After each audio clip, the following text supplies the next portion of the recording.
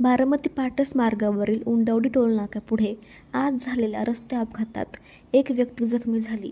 त्याचवेळी पुण्याकडे निघालेले युवा नेते जय पवार घटनास्थळावरून जात असताना त्यांनी अपघात पाहताच आपला ताफा तात्काळ थांबवला.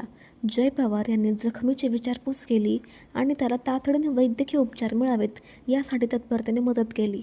त्यांनी स्वतःच्या सहाय्यकाला जखमीसोबत पाठवत उपचाराची संपूर्ण व्यवस्था करण्याची सूचना दिल्या.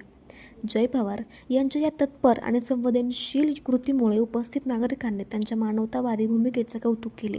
अपघातानंतर त्वरित मदत मिळाल्याने जखमीला वेळेत उपचारासाठी रवाना करण्यात आले.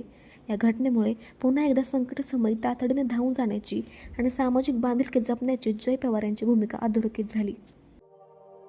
अशाच नवनवीन बातम्या पाहण्यासाठी बारामती वार्तापत्र चॅनलला लाईक करा, शेअर करा, सबस्क्राईब करा आणि बेल आयकॉन प्रेस करा.